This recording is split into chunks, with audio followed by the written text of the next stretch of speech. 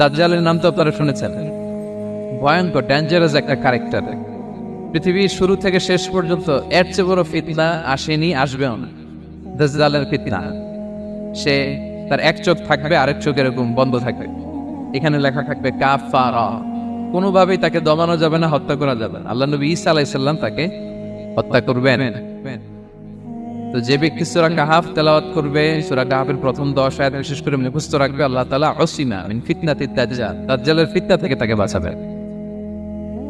তা আমরা দাজ্জালের ফিতনা থেকে বাঁচতে চাই কি চাই না? আমরা যেন সূরা কাহাফের প্রথম 10 আয়াত মুখস্থ করি, সূরা কাহাফ যেন জুমার দিন আমরা তেলাওয়াত করি।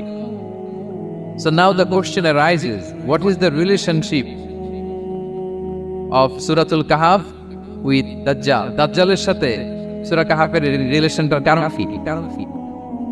একটা মেকানিজম তো এখানে আছে। এত সূরা থাকতে রাসূল সাল্লাল্লাহু আলাইহি ওয়াসাল্লাম কেন বললেন যে সূরা কাহাফ পড়লে দাজ্জালের ফিতনা থেকে বাঁচবে? কারণ এর কারণ হচ্ছে দাজ্জাল আমাদেরকে যে সমস্ত জিনিস দিয়ে ফিতনায় ফেলবে, ওই ফিতনাগুলোর সলিউশন আল্লাহ তাআলা সূরা কাহাফের ভিতরে রেখে দিয়েছেন। দাজ্জাল 4টা জিনিস দিয়ে আমাদেরকে ফিতনায় ফেলবে। That's a trial of faith. এক নাম্বার, ঈমানের পরীক্ষা সে আমাদেরকে ফেলবে, আমাদের বিশ্বাস নিয়ে ছিনিয়ে নিয়ে ফেলবে সে। এটার সলিউশন আছে সূরা কাহাফ, আমি বলবো আস্তে আস্তে।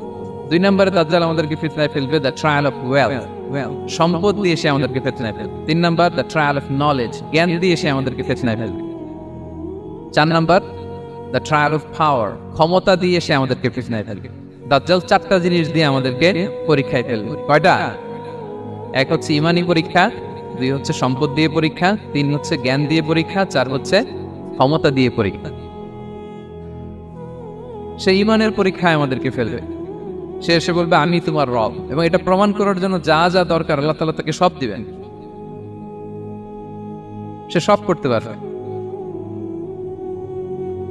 সে বলবে আমি তোমার রব। যদি বিশ্বাস না হয়, তোমার বাবাকে যদি জীবিত করে বিশ্বাস করবে, অনেকে বলবে হ্যাঁ আমার আব্বাকে জীবিত করে দেখান, তো তার বাবাকে ঠিকই সে জীবিত করে ফেলবে। আসলে শয়তান তার বাবার সূরত নিয়ে সামনে দাঁড়াবে, আরে তাই তো, এটাই তো আমার বাবা, এটাই তো আমার দাদা।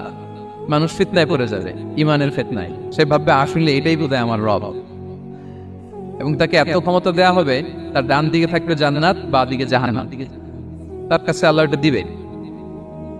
যে তার কথা শুনবে তাকে সে জান্নাতে ঢুকাবে, কিন্তু জান্নাতে ঢুকে সে জাহান্নামের শাস্তি ভোগ করবে। এটা তার বাইরের মানুষ বুঝবে না, অ্যাপারেন্টলি এটা জান্নাত। আর যে তাকে মানবে না তাকে সে জাহান্নামে ফেলবে, কিন্তু জাহান্নামে ঢুকলেও সে জান্নাতের নাজ নেয়ামত ভোগ করবে। তাহলে এই যে ঈমানের ফিতনায় সে ফেলে দিবে আমাদেরকে। তো ঈমান কি করে বাঁচাবো, এটা সলিউশন আমি শোনাবো আপনাকে।